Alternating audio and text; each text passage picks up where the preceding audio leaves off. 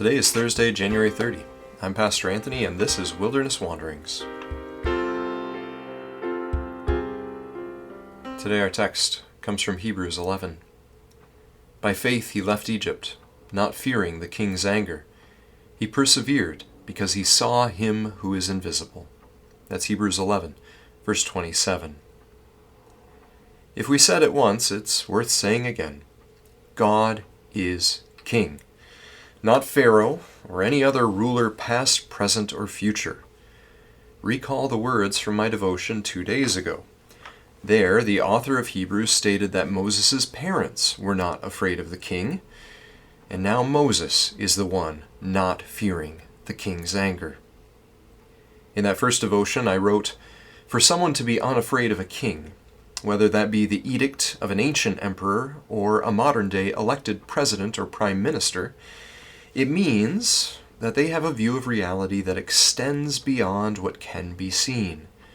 They understand that there is a yet higher power behind the thin veneer of this present moment, a God who still rules and reigns as sovereign Lord King over this earth.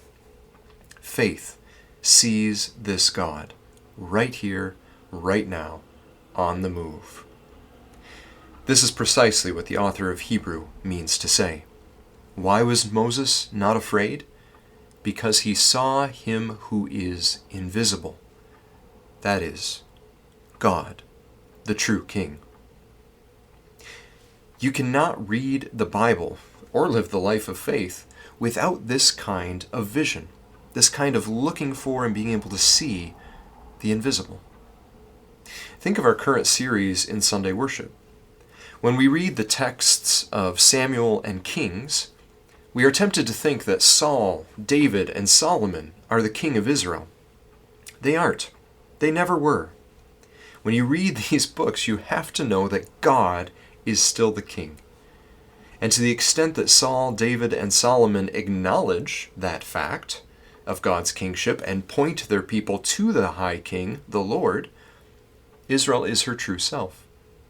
But when they forget and start acting as if they were the only king, by taking too many wives, say, or naming a city after themselves like the city of David, well, that is when Israel becomes a nation like all the other nations, having a king like all the other nations, which is far less than Israel was ever called to be.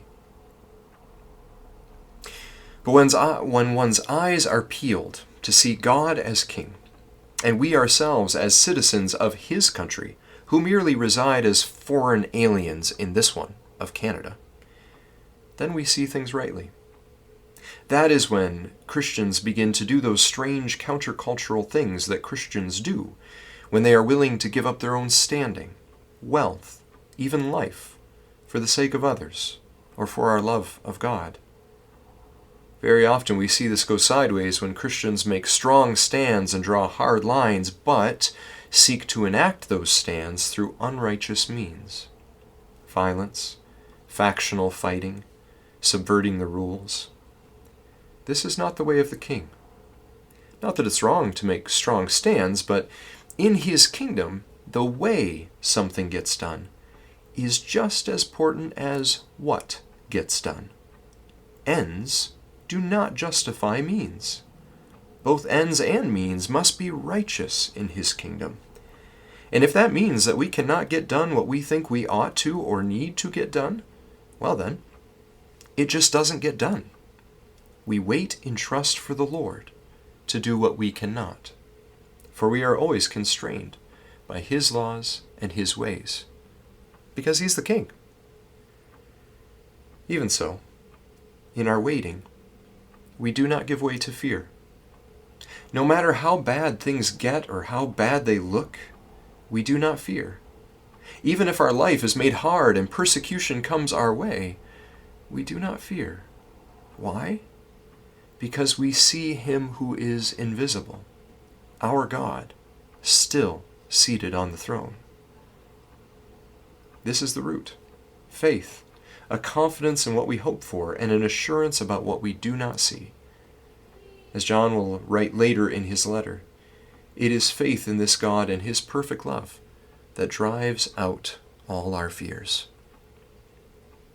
As you journey on, remember that your Lord King, this God, blesses you.